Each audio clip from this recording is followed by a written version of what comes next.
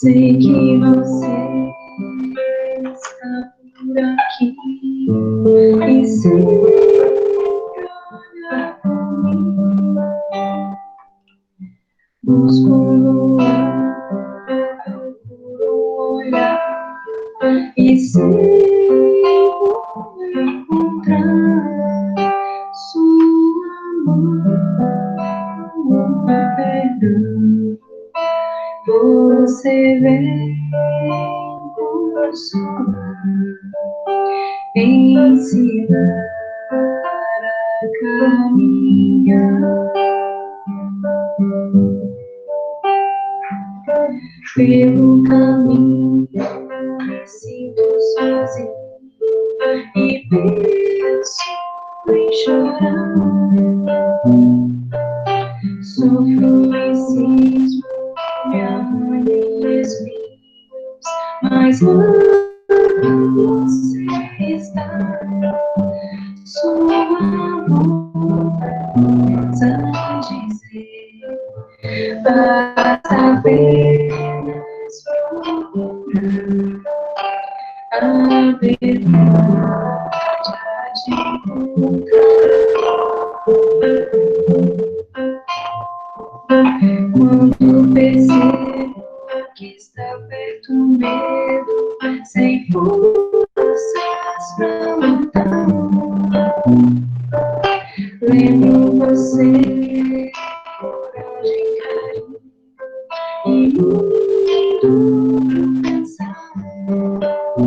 Uma vida de perdão que nos deu uma lição. Só fazer com o coração e como você a todos amar.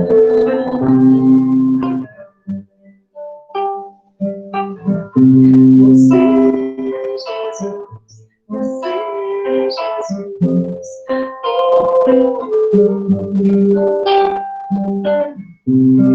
Sua seu perdão consolar. Em Jesus.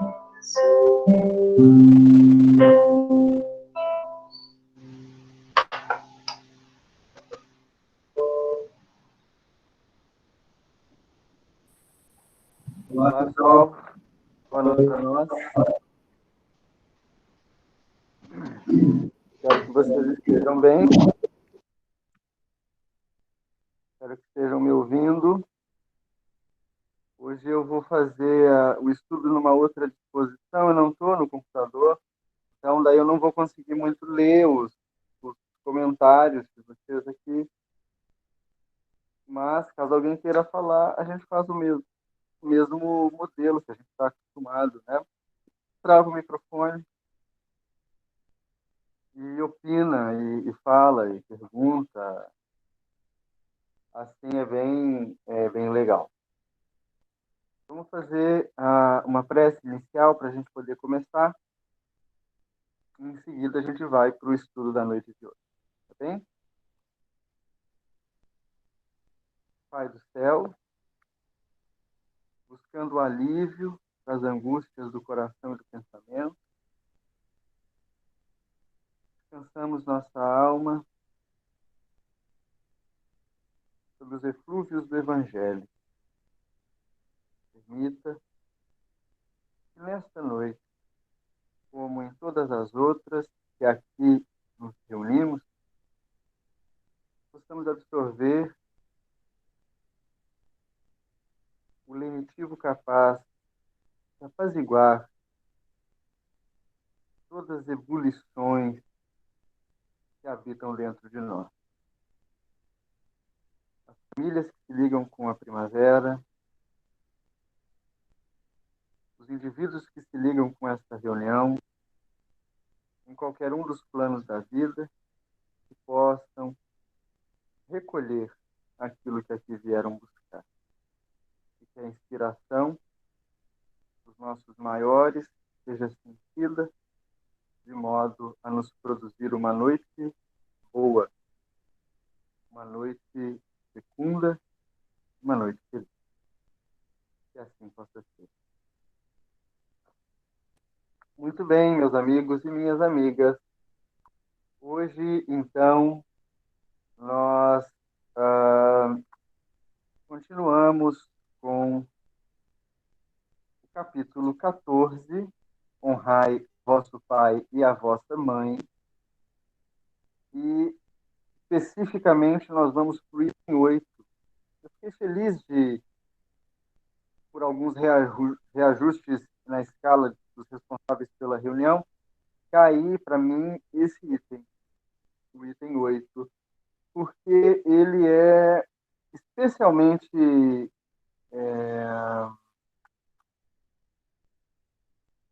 o som está muito baixo, ele... Tá, vamos ver se melhora. Espera aí.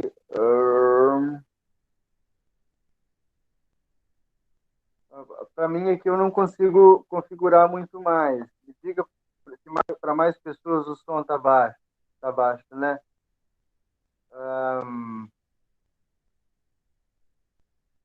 Espera aí que eu vou tentar trocar para o outro fone. Só um minutinho, gente.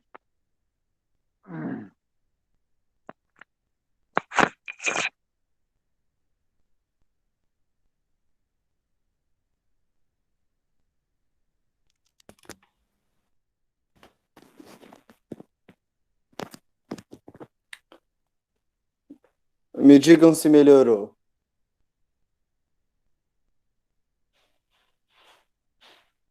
Melhorou muito. Ah, então tá bom. Eu estava usando um outro fone que eu nunca tinha usado para isso, né? Aí a gente vai aprendendo. Bom que vocês têm o coração bom e aí perdoam. Deixa eu mudar aqui a disposição do suporte também para ficar mais perto do fone. Depois desses ajustes da técnica ou da falta de técnica, como eu dizia, a gente ficou com esse item, né, que é o item 8, que fala do parentesco corporal e do parentesco espiritual. E eu vou ler, então, o trecho. É um trecho relativamente curto, para depois a gente começar a nossa conversa. Então, eu estou seguindo nessa tradução, aquela em que Jesus usa make, e a gente lê no texto assim, aspas, os laços de sangue não estabelecem necessariamente os laços entre os espíritos. O corpo procede do corpo, mas o espírito não procede do espírito, porque o espírito existia antes da formação do corpo. Não foi o pai quem criou o espírito de seu filho. Ele não fez senão lhe fornecer um envoltório corporal, mas deve ajudar o seu desenvolvimento intelectual e moral para o fazer progredir. Os espíritos que se encarnam numa mesma família, sobretudo entre parentes próximos, são, o mais frequentemente, espíritos simpáticos, unidos por relacionamentos anteriores, que se traduzem por sua afeição durante a vida terrestre.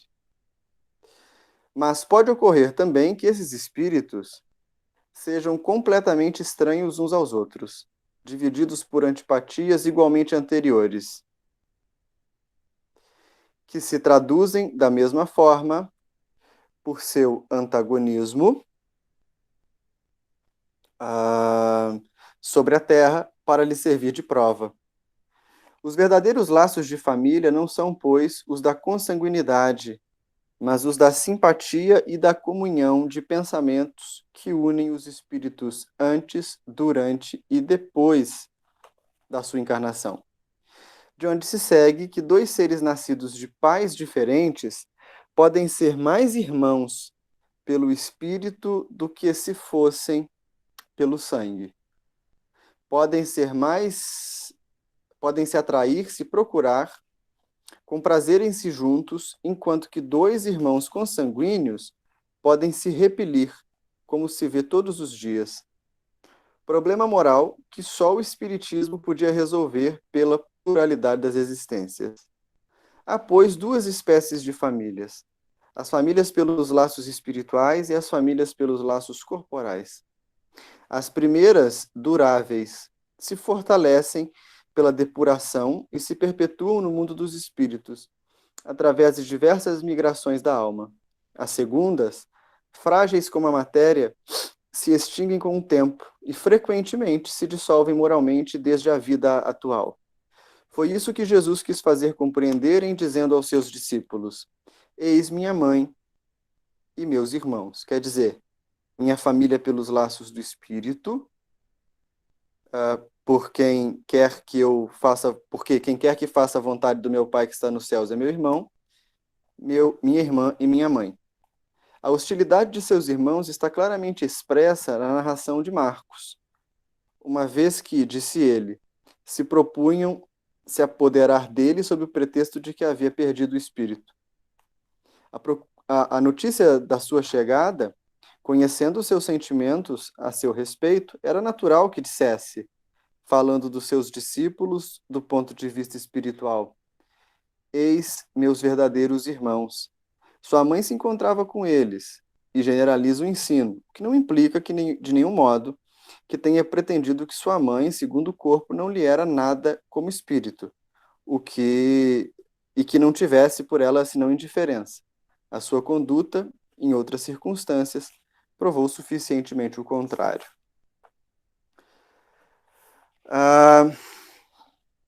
O texto é um texto relativamente curto, e na minha leitura se destacaram alguns pontos, né, que eu queria começar a pincelá-los.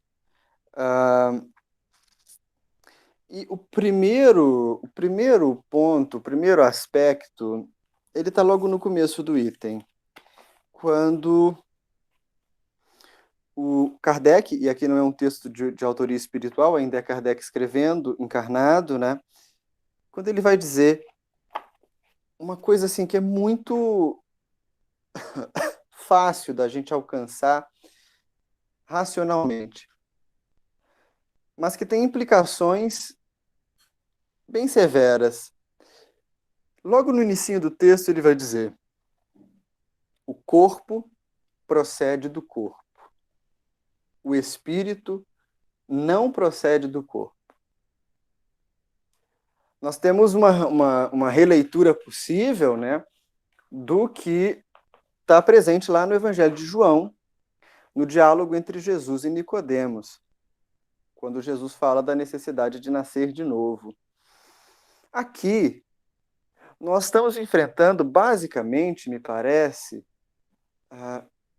duas questões, né? Uma de ordem,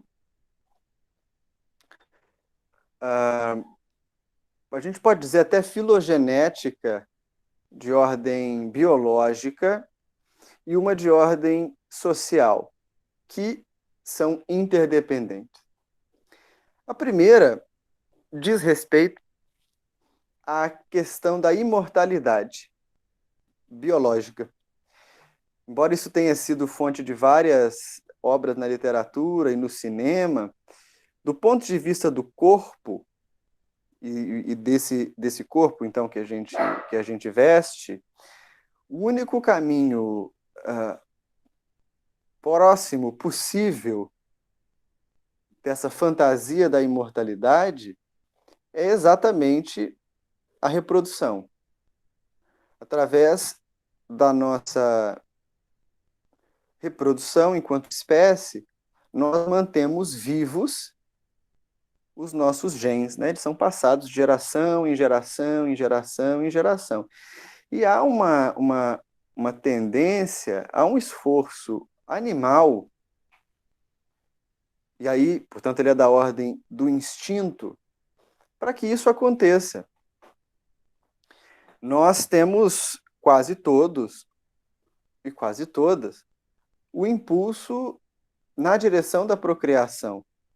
E por mais que a gente tenha muitas questões culturais que incentivam isso, há o chamamento biológico, corpóreo. E, logo, esse aspecto material da paternidade, da maternidade, ocupam, sim, um espaço muito grande no campo do nosso desejo, no campo da nossa leitura da realidade, da nossa sensação ou noção de preservação da espécie. E por esse viés, a gente tende, né, realmente a falar de uma sucessão direta, a falar de uma procedência direta. O filho que eu tenho, que eu terei, ele de fato procede do meu corpo e do corpo da minha esposa. Do ponto de vista espiritual, as coisas não são assim. E não dá para dizer nem que não são bem assim, elas são radicalmente diferentes, né? E é exatamente nessa radical diferença do espiritual que se inscreve a análise da questão social ou sociológica que eu falei no começo da minha fala. Nós, enquanto grupos humanos, nos organizamos por afinidade, né? E nos organizamos por afinidade dentro da prática religiosa, da cultura política, do campo do saber, e talvez o aspecto mais amplo do nosso índice de identidade seja a gente pensar numa identidade nacional, né? Aquilo que nos define como brasileiros, ou aquilo que nos define como cristãos, enfim, coisas que são de ordem bem grande. E, historicamente, o diferente tende a ser tratado como ameaçador, né? O diferente tende a ser tratado como perigoso. Daí nós tratamos de ter excesso de cuidado com aquilo que é intestino, né, que é interno da nossa cultura, que é interno da nossa rotina, que é interno da nossa família biológica. E para o que é diferente, a gente reserva um lugar, se não de hostilidade, um lugar de desconforto, um lugar de estranhamento, de estrangeirismo, né? E isso é uma das marcas da nossa cultura contemporânea, mas é uma marca da nossa história enquanto humanidade. É nesse aspecto do diferente que o Espiritismo apresenta para nós uma verdadeira revolução no campo das relações subjetivas, ou intersubjetivas. Por quê? Vejam só, qual é o destino da humanidade? O retorno para a casa do Pai. E vocês podem objetar, mas já vivemos na casa do Pai. Mas o retorno consciente para a casa do Pai. Exatamente naquele modelo do que se dá na parábola do filho pródigo. O jovem esbanjador, ele vivia na casa do pai, ele partilhava de tudo aquilo que o pai oferecia, não tinha consciência. Ele só consegue ter consciência do que é viver como pai quando cai em si e retorna. Então, esse é, de modo geral, o nosso destino enquanto humanidade, encarnada e desencarnada. Nós existimos e o que a gente chama de evolução é muito parecido com toda aquela trajetória do filho esbanjador. Se o destino de toda a humanidade é retornar para a casa do Pai, é ter consciência desse reino de Deus que a gente fala, isso vai ser um fator muito relevante para a gente pensar no que nos aproxima, muito mais do que naquilo que nos distancia. E esse caráter, então, do diferente, esse caráter, então, do estranho, do não familiar, ele é naturalmente substituído pela afetividade no processo longo das nossas reencarnações. Então vejam, nós deveremos alcançar um momento tal na nossa existência de espírito em que o modelo de amor que temos por todos os seres seja semelhante e seja superlativo, enorme, capaz de incluir e de elevar e de acolher todos os seres irrestritamente. Essa é a engrenagem, né, gente? Agora, como nós estamos imersos numa cultura que é hostil ao diferente e somos alimentados por esses desejos de imortalidade biológica que estão no campo da inconsciência, né? Não sei para vocês, mas isso não parece um caminho muito fácil de ser trilhado. Não parece por quê? Porque a nossa vontade seria de renascer sempre próximo daquelas pessoas pelas quais a gente já tem afinidade. Não é assim? Não sei se alguém aqui tem um sonho, um desejo bizarro de dizer, eu quero renascer num lugar que eu não conheço ninguém. O nosso desejo tende a ser o de ficar próximo de quem a gente ama e de quem a gente já conseguiu construir um modelo de afeto. Só que o processo ele vai de tempos em tempos misturando as peças, nos misturando. O processo reencarnatório ele vai aproximar os diferentes para que nós possamos aprender uns com os outros. E é exatamente nesse ponto do nosso trajeto de espírito que surge essa bifurcação, que é uma bifurcação conceitual, tá? Aqui é porque Kardec está explicando teoria de espiritismo para nós. Mas é que surge essa bifurcação. Bem, visto que nós precisamos progredir e ainda progredimos aqui nesse planeta pelo atrito da tentativa e do erro, nós vamos poder reconhecer que existem duas origens da nossa vinculação interpessoal. Então, nós podemos falar de uma família, segundo a matéria, biológica, animal, e nós podemos falar de uma família de origem espiritual.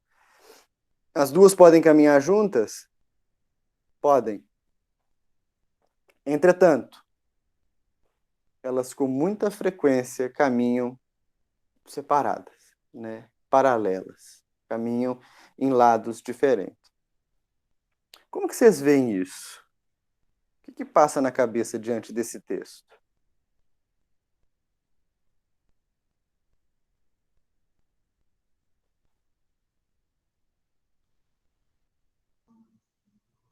Oi, gente. Boa noite. É muito estranho falar aqui, né, gente? Esquisito demais. Ainda mais para um monte de bolinha assim, né? Mais estranho ainda, né? Ô Vinícius, até teve uma outra vez que você já tocou sobre esse assunto, sobre a questão da gente não vir com as pessoas, né? E a gente tem essa coisa tradicional do espiritismo que a gente vem junto com as pessoas, né? Para resgatar, para poder, né? Vem como filho, vem como mãe, vem como irmão, vem como. Então, assim, eu fiquei meio perdida nessa vez, entendeu? Quando você falou assim, eu não entendi muito bem essa questão.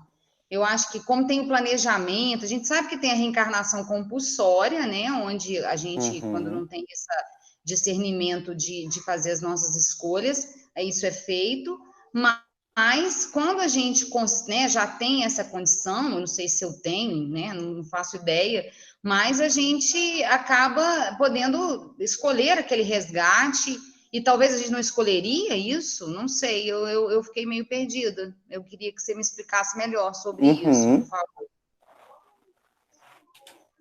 Claro, mas vamos lá. Tem mais gente? Mais questões nesse introito?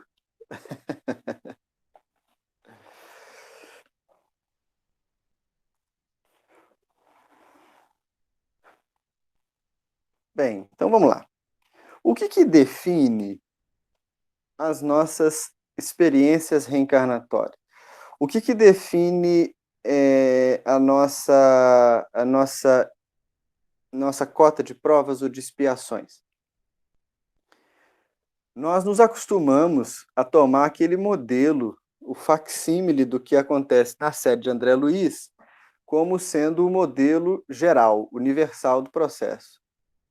Ou seja, todos os espíritos passam por aqueles caminhos semelhantes, né?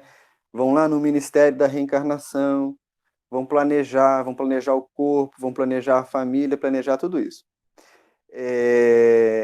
Se vocês pararem para pensar, o que acontece ali no nosso lar, não no livro, né, na colônia, o que acontece em nosso lar é quase um contrato. Os espíritos vão assinar um contrato. E, na verdade, nem é quase um contrato, é um tipo de contrato. Quando, no livro Missionários da Luz, lá diante da reencarnação, a personagem vê um mapa do corpo dela, esse mapa está planejado numa espécie de papel. Desenrola, né? A leitura é essa. Nem é a tela de computador, desenrola ali um plano reencarnatório, igual se tivesse o projeto de uma casa. E, bem, talvez não seja sempre assim. Algumas coisas a gente precisa relembrar. Primeiro, esse modelo do nosso lar é um modelo do que se dá nas colônias umbralinas. Nosso lar está dentro do umbral. E as coisas lá são muito mais materializadas do que a gente gosta de imaginar. Por quê?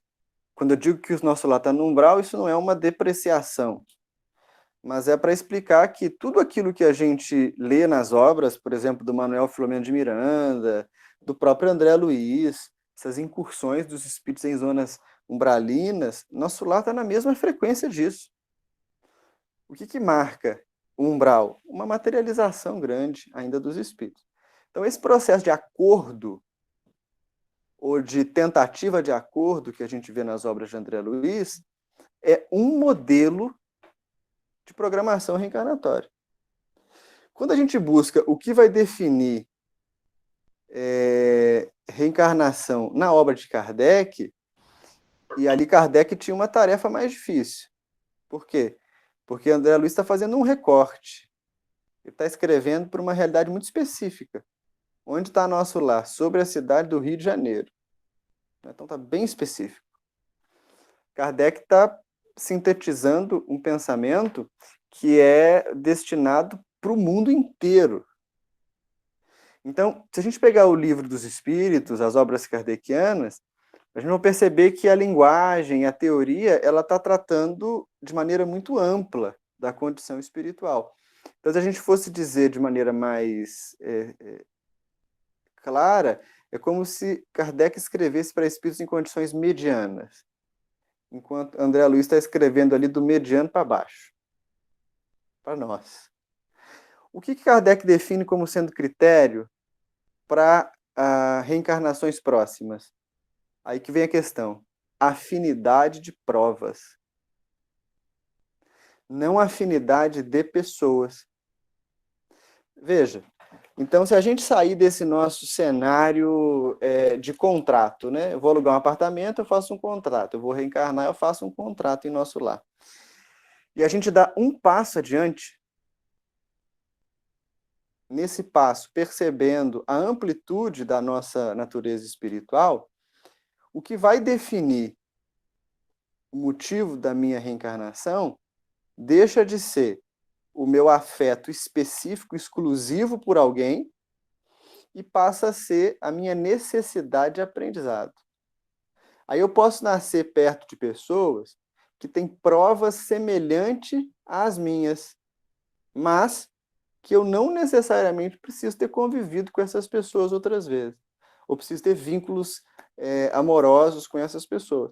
Na verdade, eu posso ter uma relação bem difícil, eu posso ter nenhum contato e pensamentos bem divergentes, mas eu partilho com eles uma afinidade de provas. Eu preciso experienciar coisas semelhantes. Então, é nesse sentido que nem sempre a gente vai vir com quem a gente conhece. Claro, a gente nunca vem com alguém aleatório, né? Assim, eu estou aqui nascendo com alguém que saiu da cartola de Jesus, ele julgou ali de qualquer jeito para que eu conviva com ele ou com ela. Não. Quando a gente fala que alguém partilha experiência, necessidade de aperfeiçoamento com a gente tem afinidade de provas, isso já é muita coisa. Significa que em algum momento a gente caminhou um caminho, se não junto, pelo menos semelhante. E aí é que a gente consegue perceber por que é que alguns membros dessa ou daquela família não sentem raiva dos seus pais, dos seus irmãos, não sentem afinidade, não sentem nada. Né? Estão ali, fazem parte da família, têm responsabilidade pelos seus compromissos filiais, paternais, maternais, fraternos, mas não sentem que tem uma afinidade diferente com aquele espírito que está dentro da sua casa. Isso pode acontecer? Pode. Isso acontece? Acontece em vários e vários lares por aí. É como se a gente fosse participando desses rearranjos populacionais no planeta para que todos possam conviver e aperfeiçoar a todos. Entendeu, Dri? Faz sentido para você?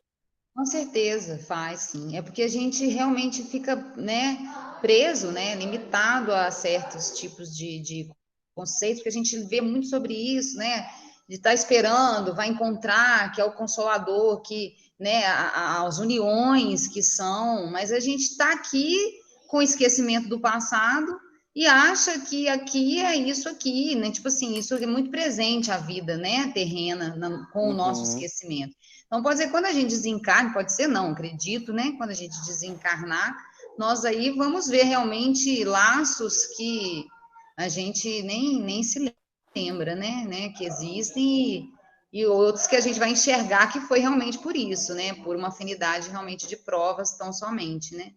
E que Mas podem isso virar mesmo, afinidades de afetos. de Né? Você verdade. acaba aprendendo a amar aquela pessoa e ela se torna um amor de verdade para você. Então, a família, cada vez espiritual, ela tende cada vez no nosso estágio, se a gente caminhar mesmo com amor, né? Se tornar cada vez maior, né? Exatamente. Tem... Esse é o plano. Esse é o plano. O Cristo, Tá o Cristo é danado.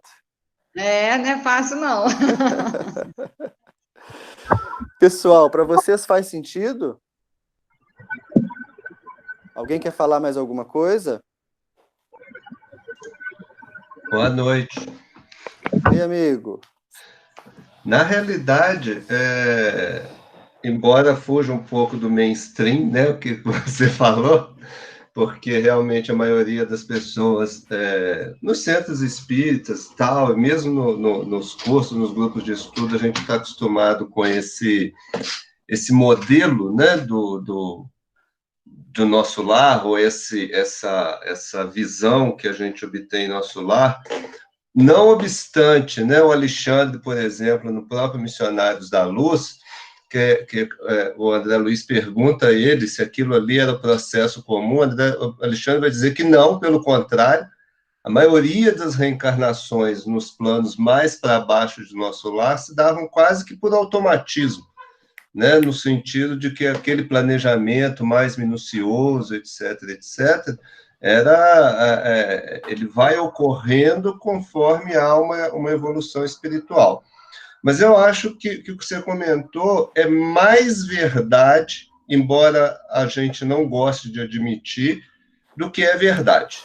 É mais verdade do que a gente pensa, quero dizer, né? No sentido de que, se a gente for analisar friamente, e aí eu vou analisar friamente mesmo, não é igual analista de sistema, o processo reencarnatório, nós, quando reencarnamos numa família, agora vai diminuindo um pouco, mas até pouco tempo, até os 12, 13 anos de idade, você não tinha noção, porque é quando o espírito está despertando, você não tinha noção do que estava acontecendo ali, simplesmente. O afeto, eu vou chamar de afeto, não vou chamar nem de amor, o afeto pelos seus pais, em especial pela mãe, né, porque pelo pai é sempre uma coisa um pouco mais complexa, você vai ver isso em breve, pelo pai é sempre um pouco mais complexo, esse afeto, na realidade, é quase que instintivo, né? No sentido da proteção, do carinho, do agasalho, do estar presente, etc., etc. Aí a gente entra nesse período da puberdade, da adolescência, e vai vivendo meio no atrito, na grande maioria das famílias, meio no atrito até o início da juventude. 21, 22, 23. Hoje está mais esticado um pouco, né? Também foi mudando, está mais esticado. Mas até poucos anos atrás, os indivíduos, né, a maioria com 20 e poucos anos, estavam saindo de casa. Ou seja, estavam se desligando daquele núcleo familiar, numa convivência mais direta. Ou seja, no fundo, são 15 anos de convivência, assim, arredondando, né? 15 anos de convivência, e na maior parte das vezes, uma convivência que é tumultuada, porque é num período tumultuado. É um período em que o filho está passando por essa adaptação à nova encarnação e, grosso modo falando, muitos pais estão passando no período de maturidade, entrando no morro para baixo, né? Se preparar para, daqui a alguns anos, retornar ao mundo espiritual. Então, há um conflito, né, geralmente, independente, né, do carinho, do afeto familiar, mas há um conflito natural dessas, que era chamado de conflito de gerações. De certa forma, com muitas exceções, mas essa afetividade, ou esse amor que as pessoas falam em família, ele é quase que uma construção social, quase que uma construção social.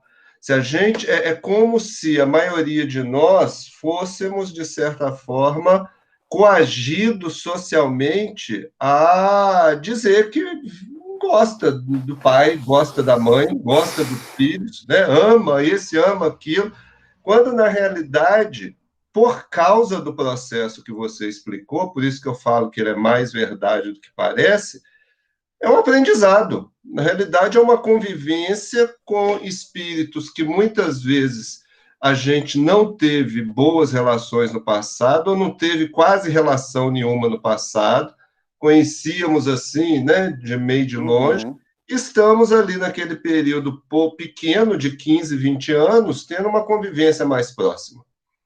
Claramente, quando a gente amadurece, a nossa visão dos pais vai se modificando, mas ainda, para muitos de nós, vou ressaltar isso sempre, né? Até porque muitos que estão aqui não fazem parte dessa massa, mas para muitas pessoas, essa necessidade de auxílio aos pais, honrar pai e mãe, que é o título do capítulo, É quase que uma obrigação. Era tanto uma obrigação que teve que ser colocado como mandamento, porque se não tivesse colocado no mandamento, não funcionava. Né? Jesus tem que ressaltar isso de novo, porque se não ressaltasse isso, ia se perdendo. E Uhum. gradativamente as religiões relembram a gente, porque se deixar correr pelo processo instintivo natural, a tendência é a gente se afastar. A gente se afastar, como a gente fez durante milênios, e cada um vive a sua vida. Então, mas isso não é o que eu quero dizer, só para terminar, que eu estou falando demais, isso não deve ser visto como uma questão negativa, se a gente encara esse processo nessa perspectiva de aprendizado que você colocou. Né? Ao mesmo tempo, é uma certa liberação para nós, porque muita gente tem culpa, carrega uma culpa íntima de não amar o pai, não amar a mãe, não amar o irmão, como todo mundo diz que ama. Muita gente fala assim, nossa, não fala, não sei, íntimo, né? Então, é uma certa liberação no sentido de entender que isso é assim, é normal, e, ao mesmo tempo, uma compreensão melhor de que esses laços, como o Espiritismo tanto insiste, são temporários. Nós provavelmente vamos reencontrar nossos pais ou nossos filhos no mundo espiritual, mas como amigos, como conhecidos, como gente, né? Cara e a Uhum. cara que a gente conhece de alguns séculos. Essa perspectiva, se realmente fosse vivenciada, mudaria, e eu acho, para melhor, muito das relações familiares que a gente tem, que são muitas vezes baseadas ou no afeto fingido, forçado, hipócrita, ou no deixa para lá de qualquer jeito. Exatamente. E aí você falou uma coisa muito interessante, é exatamente por isso que eu comecei falando da ordem social, porque é sempre difícil lidar com o outro. Se o outro tiver aqui e ele for vir para perto de mim, partindo de uma outra cultura, de uma outra realidade, de uma outra religião, nós ainda somos tão assim sensíveis, na falta de uma palavra melhor e menos ofensiva, que a gente repeliria o outro. E aí o processo do amadurecimento faz com que o outro se torne parte, né? Mas ele se torna parte nessa configuração biológica. Só que mentalmente ele não vai se tornar parte assim, né? Ele vai demandar tempo e, na verdade, talvez quem precise fazer reajustes mais sejamos nós e não o outro. Então, esse atrito que surge no campo da experiência familiar, ele na verdade, um lampejo do ensinamento de algo que é fundamental para todo processo espiritual, que é a compreensão da impermanência e, de um lado, a impermanência, do outro, a necessidade de comunhão ou de experiência. Por quê? Porque quando nós imaginamos assim, na outra vida eu resolvo com meu pai, na outra eu resolvo com a minha mãe, na outra eu não sei o quê, nós naturalmente anulamos a impermanência, porque a gente vai dizer, eu vou estar sempre com ele. E, por outro lado, a gente naturaliza também os nossos comportamentos infelizes. Se eu consigo colocar no meu horizonte de visão que a minha experiência hoje com meus familiares materiais e com vocês, por exemplo, que são meus familiares espirituais, ela pode não se repetir imediatamente numa outra vida, ela pode demorar, às vezes, séculos para a gente poder se reencontrar. Se eu consigo vislumbrar isso como algo real, da impermanência surge a comunhão. Por quê? O momento que eu tenho agora é precioso. É precioso para eu viver o clichê, como o Eli falou também, esse afeto fingido? Não, ele é precioso para que eu viva da melhor maneira que eu sou capaz de viver, né?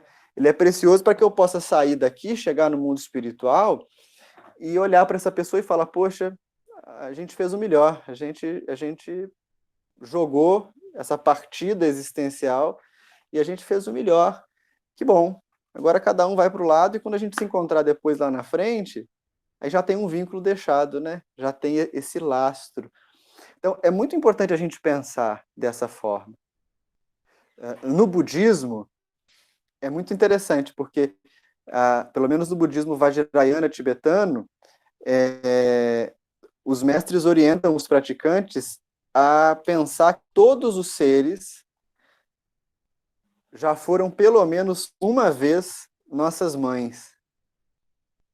E aí todo o afeto que eu devo ter pela minha mãe, eu devo ter pelos outros seres, porque a gente não conseguiria contar o número de existências que já vivemos, e nós não sabemos se nesse circuito reencarnatório nós já não tivemos experiências com aquela pessoa, nesse ou naquele lugar. E essa é a forma que a tradição budista encontrou para tentar fomentar essa compaixão, essa espontaneidade. Nós vamos encontrar outras, né? Mas o que é importante é que a gente considere o seguinte: há, claro, um valor que é grande nisso aqui que a gente está vestindo, né? Que é um corpo. Esse corpo nos une de maneira radical uns aos outros. Mas a tendência é que a gente saia do material e alcance o espiritual. Portanto, na medida que o espírito progride, o corpo deixa de ser, me vem na cabeça aqui, um item gourmet, e ele passa a se tornar uma ferramenta prática. O corpo é uma ferramenta para que a alma se comunique, né? Para que a nossa natureza se comunique, para que a gente dilate isso. E aí que se dá, de fato, uma horizontalização da virtude, uma horizontalização do amor, e aqui eu não digo afeto, mas do amor mesmo, desse sentimento de comunhão. E olhar para isso às vezes é difícil, por quê? Porque a gente transfere para a lógica espiritual a nossa lógica mundana, essa lógica de separação, essa lógica de divisão, essa lógica de privilégios. Eu quero muito ver o fulano, eu quero muito encontrar com o ciclano no mundo espiritual, eles são o meu grupo. E, bem, Deus é muito bom. Então, a gente, claro que nesse processo de reencarnação, não é cuspido aqui longe de qualquer vínculo. A gente sempre tem um ou outro vínculo, se não no campo físico, no campo espiritual próximo da gente, né? Então, a gente pode não ter essa afinidade toda com o pai, com a mãe, com o irmão, mas vai ter com um amigo, vai ter com um colega da casa espírita, vai ter com a esposa, com o marido, com a namorada, vai ter com alguém. Esse ser aparece, esse ser das nossas afinidades. É uma elaboração complexa. A gente não dá conta de pensá-la. Mas para além da manutenção e da satisfação do nosso desejo, do nosso capricho, né? Isso é importante da gente ter em mente. Isso é muito importante. Eu me lembro de uma história que aconteceu numa reunião mediúnica e que foi uma história bem legal, acontecida comigo, na época que a gente estava em Bicas ainda, nas reuniões mediúnicas lá da Morada do Caminho.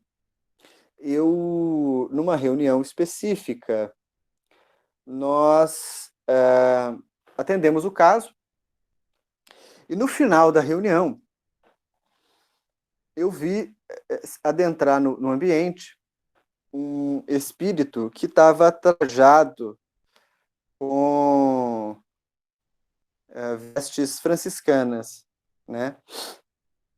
Eu não tenho, assim, muito fetiche com essas figuras espirituais de padres, de freiras. Isso não é uma coisa que me seduz e faz parte do meu desejo, da minha fantasia, nada, não tem afinidade específica nenhuma.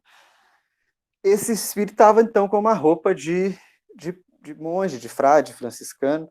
Ele era bem gordinho. E quando ele entrou na sala, as pessoas que estavam lá na época na reunião vão se lembrar. A minha vontade foi de levantar, de ir até ele como se eu pudesse tocá-lo. Tal como eu toco vocês quando a gente se abraça. De abraçar aquele espírito e falar assim: meu amigo, meu irmão, onde é que você estava? Tanto tempo que eu não te vejo, mas que saudade. Foi como se a gente estivesse se reencontrando de tempos. Ele não disse nada nesse sentido para mim. Ele veio fazer um pontuamento no caso. Só. Mas foi de uma afetação despertou em mim uma afetação tão profunda que eu logo pensei, deve ser um companheiro de outro tempo. Eu devo ter vivido com ele. Onde? Não sei. Me lembrei dele? Não, me lembrei do o nome ele deixou, a gente até conseguiu depois achar o nome, achar a pessoa, mas só. Não está no campo da memória dessa experiência aqui, dessa vida. Então eu não vou buscá-lo nessa vida, e nem quero ficar lembrando do que foi, do que não foi. Só vi esse espírito uma vez. Depois não me lembro de ter visto mais com essa intensidade. Mas quando bati o olho, foi o reconhecimento desse vínculo. Então, isso é real, né? Isso é real. Só que amar de novo quem a gente já amou, quem a gente já aprendeu a amar, não é mérito. O mérito está na gente conseguir dilatar a experiência da amorosidade. E a gente vai ter que dilatar essa experiência para todos os seres. Para todos eles. Talvez num tempo de tanta polarização em todos os campos da vida, como é esse tempo nosso, onde nós nos permitimos fragmentar cada vez mais, né? Brigar uns com os outros cada vez mais, esse seja o desafio máximo. A gente conseguir se afetar pelo outro dentro de uma experiência fraterna, dentro de uma experiência amorosa, e não já tomar o outro inicialmente como um opositor. Isso é importante, para que a gente possa dilatar os laços espirituais de tal modo que eles se tornem sobrepostos aos biológicos, né? Mas muito mais amplos, muito mais acolhedores. Tem mais uma coisa que me chamou a atenção. E aqui eu quero mostrar para vocês um pouquinho de uma leitura que eu fiz em torno do trecho evangélico, né, de Marcos, lá, que Kardec está citando aqui no texto, mas que ele apresenta para nós lá no item 5 do capítulo. Se você está com o evangelho aí, você pode pegar para você ler o Evangelho segundo o Espiritismo, porque aqui a gente vai perceber a sutileza do símbolo evangélico. E eu acho que essa sutileza, eu não sei se na semana passada ela foi tratada, ela aponta para a resolução dessa questão da família espiritual e da família material. O texto diz assim: e tendo chegado à casa, nela se reuniu uma tão grande multidão de povo, que não podiam mesmo tomar seu alimento. Seus parentes, tendo sabido disso, vieram para se apoderarem dele, porque diziam que ele havia perdido o espírito. Entretanto, sua mãe e seus irmãos, tendo vindo e ficando do lado de fora, o mandaram chamar. Ora, o povo estava sentado ao seu redor e lhe disse: vossa mãe e vossos irmãos estão lá fora vos chamando. Mas ele lhes respondeu: quem é minha mãe? Quem são meus irmãos? E olhando aqueles que estavam sentados ao seu redor, ele disse: eis minha mãe e meus irmãos. A família corpórea, a família material, é a família que está lá fora. A família espiritual é a família que está aqui dentro. Dá uma ideia? Essa leitura, ela é muito sutil, mas ela é fundamental para a gente entender a teia das nossas relações interpessoais. A família que está lá fora é aquela que partilha conosco unicamente as questões do mundo. Que partilha conosco essencialmente aquela faceta da materialidade que nos constitui. Quem que é a família que está lá fora? Ela é, a rigor, aquela que tem uma obrigação com a gente apenas. Se a gente quiser fazer uma leitura expandida disso, a gente pode dizer, o meu chefe do meu trabalho, ele é um componente da minha família que está lá fora, né? Ele é alguém que está ali gravitando a minha existência, mas unicamente vinculado a mim nas questões materiais. Nós podemos dizer dos nossos irmãos, dos nossos pais, das nossas mães, maridos, esposas, namorados, namoradas, que eles necessariamente vão fazer parte da família que está lá fora. Porque o vínculo que nós temos com ele, com ela, nunca deixa de existir. Nunca. Está marcadinho ali. O casal pode se separar, mas nunca deixa de ser pai da criança, mãe da criança. O filho nunca deixa de ser filho do fulano. E a família está lá fora. Agora, Jesus, ele destaca a família que está dentro. E quem que é a família que está dentro? É aquele que eu escolho trazer para dentro de mim. Aquele que eu escolho trazer para dentro das minhas questões. Aquele ou aquela que eu escolho trazer para me fazer companhia no processo de amadurecimento. O grau de abertura, o grau de exposição, o grau de intimidade é outro. É totalmente outro. Agora, vê como é que o evangelista é sábio, e Kardec percebe isso. Não há uma oposição, ou você é isso, ou você é aquilo. Porque Maria está com os irmãos do lado de fora. E o Cristo dá inúmeros exemplos e demonstrações de como ele se vinculava amorosamente com a mãe, né? Então vejam, pode haver uma confluência dessas posições, mas para o praticante espiritual, o que vai se tornando cada vez mais importante é essa família que está cá dentro, é quem eu carrego dentro do meu coração, é aquela família que vai partilhar comigo o caminho. E aí a gente resgata o símbolo do batismo, por exemplo. O que era o batismo na tradição do cristianismo primitivo?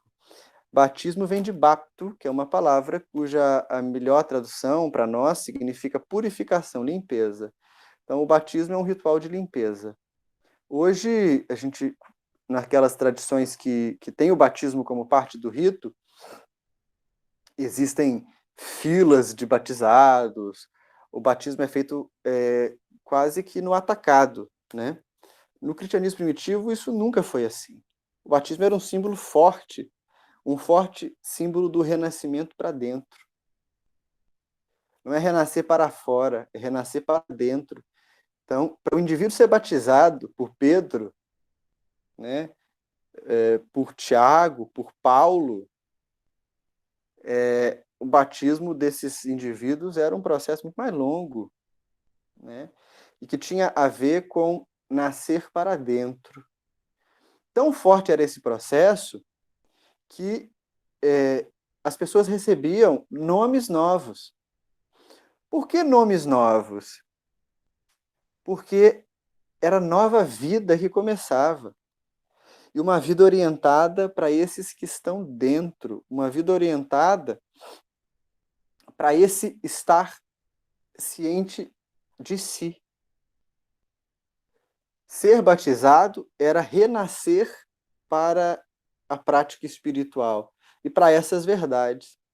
Hoje em dia, a gente não tem o rito do batismo com o mesmo símbolo antigo, e o Espiritismo não partilha dessa simbologia. Mas nós temos os nossos batismos pela vida, assim como temos os nossos desertos. São marcas que definem mudança de ciclo na nossa caminhada. E exatamente aí que a gente recebe novo nome e que a gente faz novos vínculos, e esses vínculos são os vínculos que nos levam para perto de Deus. Não depende de corpo físico, não depende de sangue, não depende de genética, depende de inteligência, e aqui na sua expressão mais rudimentar, capacidade de pensar, que é o atributo do espírito. Então, pela capacidade que a gente tem de pensar, de refletir a realidade, de agir na realidade, nós vamos criando vínculos com almas que buscam a mesma coisa que a gente. Aí está a família espiritual. Como nós vivemos num mundo que é materializado e a gente depende disso para existir nessa dimensão, aí aqui a gente precisa da contribuição genética. Precisa da comunhão sexual, precisa do espermatozoide do óvulo, precisa de uma matriz material que a gente recebe dos nossos pais, mas o alvo é outro. O alvo está no futuro e o alvo é essa comunhão íntima de todos os seres. Né? De todos os seres. Até lá a gente vai ensaiando.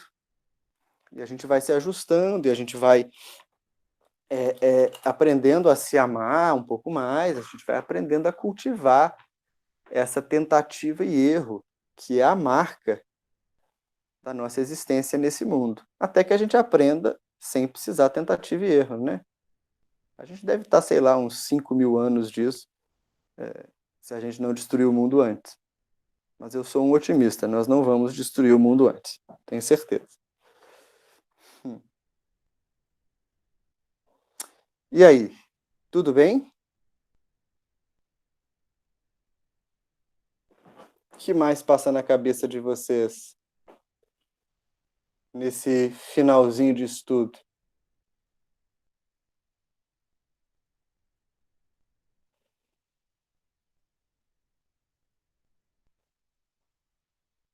No fim, mesmo que não seja seu amor de outra vida, o ditado popular sempre vale.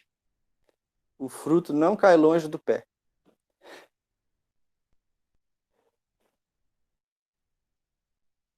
O fruto não cai longe do pé. Bom que nós temos uns aos outros, né? Para nós nos suportarmos, darmos suporte um ao outro. E estendendo essa família toda por aí. Tudo bem? Quero lembrar vocês que nós estamos fazendo o estudo, então, do livro Diálogos Espíritas, terça-feira, às 10 horas, na Rede Amigo Espírita. Ele está substituindo o estudo que nós fazíamos do livro Depois da Morte. E esse tem uma característica um pouco diferente. Eu não falo sozinho. Nós estamos conduzindo o estudo Humberto Schubert, Daniel Salomão e eu. Os três participantes na configuração do livro. Os dois fizeram perguntas e comentários. Eu, como médium, o único dos participantes que não tá ali envolvido é o Ivon, mas ele deve ter mais o que fazer, então ele não pode julgar. Convidamos vocês, todos e todas, para acompanharem lá. E eu também queria falar que a Primavera tomou uma decisão interessante. Se você procurar no Google, eu não vou saber o link aqui de cabeça, tá? Da Editora Primavera, tem um site da Editora Primavera. Se a Lígia estiver com a gente aqui, a Lígia podia colocar o site aqui no chat, Lígia, você põe? Eu não tenho ele de cabeça.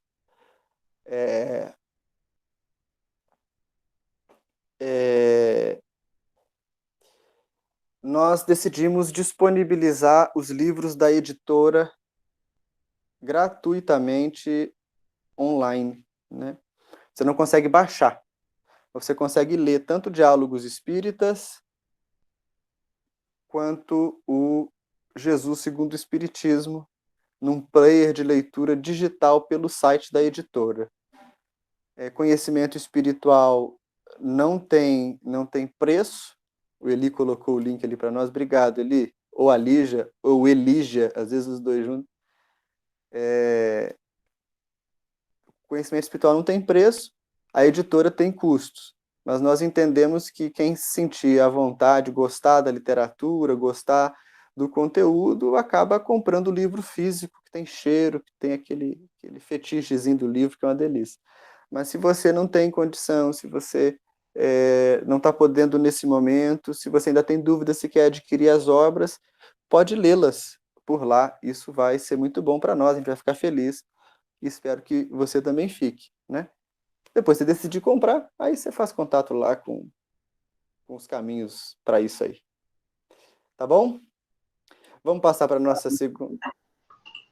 Alguém falou? Acho que foi a Carol que destravou o microfone, né? Vamos passar para a nossa segunda parte. Vamos usar a prece como música, ou a música como prece. Aí você pode ficar quietinho, quietinha, diminuir a luz, você pode fechar os olhos se quiser, cantar junto. É o momento do nosso passe, da nossa irradiação. Então ela canta 2 musiquinhas e a gente volta para se despedir, tá bom? Um beijo para vocês, até daqui a pouco. Vamos orar.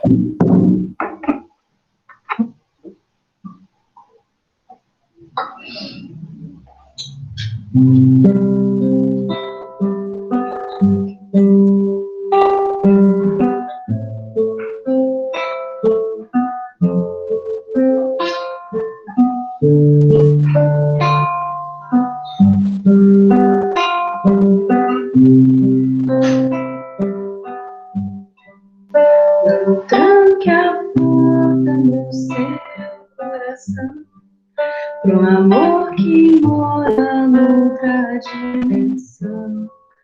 Não deixe o mundo te afastar das coisas que te escapam às mãos.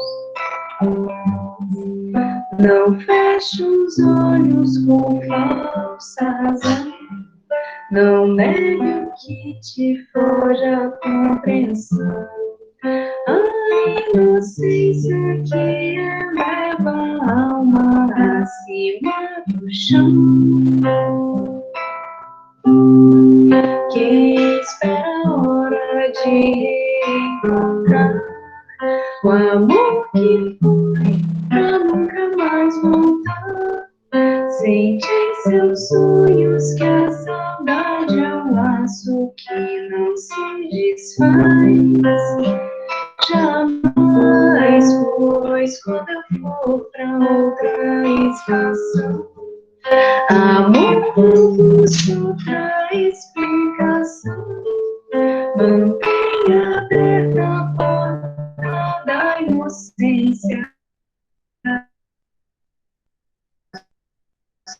Meu coração, se o invisível beijo te tocar, doce sereno como da do mar.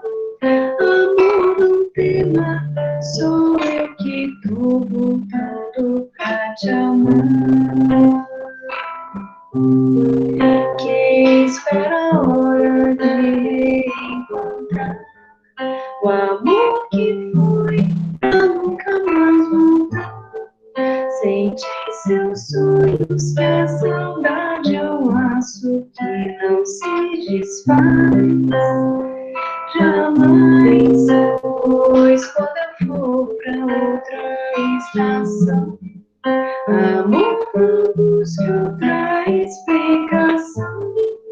Mantenha aberta a porta da inocência do seu coração.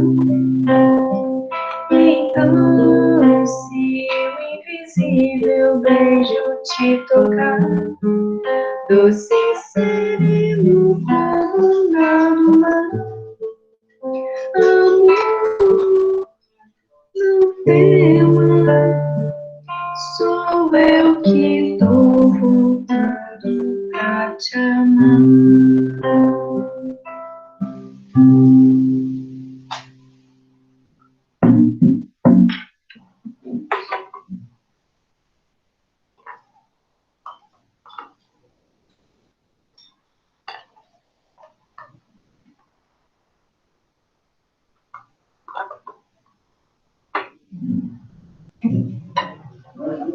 Tô indo, tô pegando a cifra.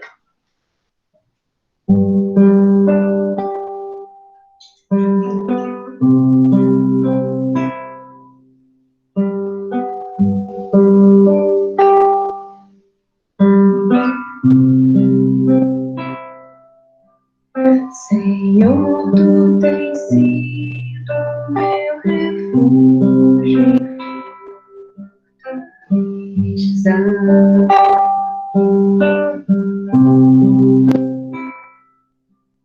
socorro bem presente na hora da angústia.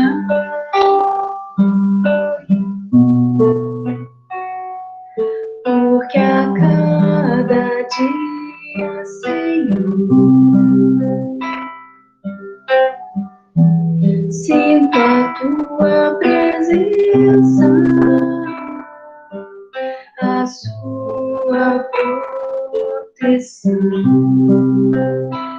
em minha vida.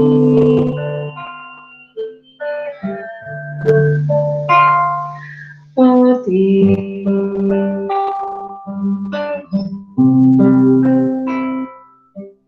desculpe, Senhor, as vezes me esqueço de ti.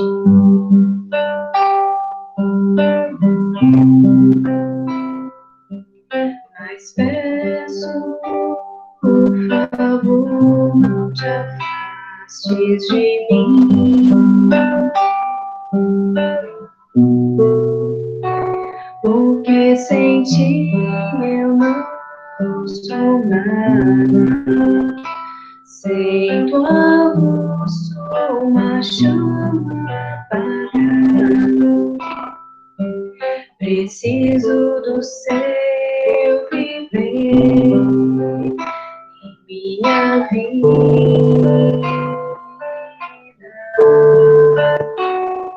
Ó Deus. Muito embora, Senhor, eu me afaste de ti, não te esqueças de mim.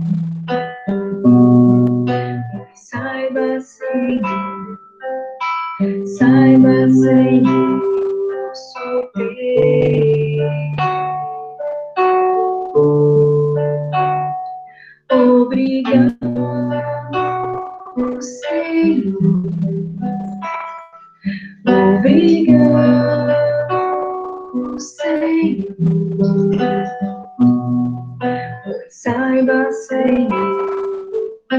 Saiba, Senhor, eu sou teu.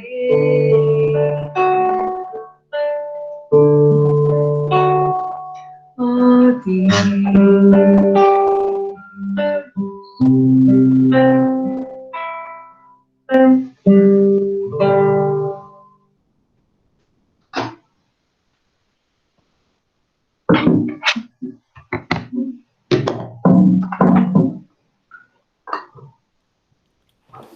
Pessoal, foi muito bom estar com vocês hoje. A gente se encontra, então, na semana que vem de novo. Que vocês tenham uma noite boa. Durmam em paz. E a gente se vê. Tá bom? Beijo grande para vocês, pessoal. Boa noite. Tchau.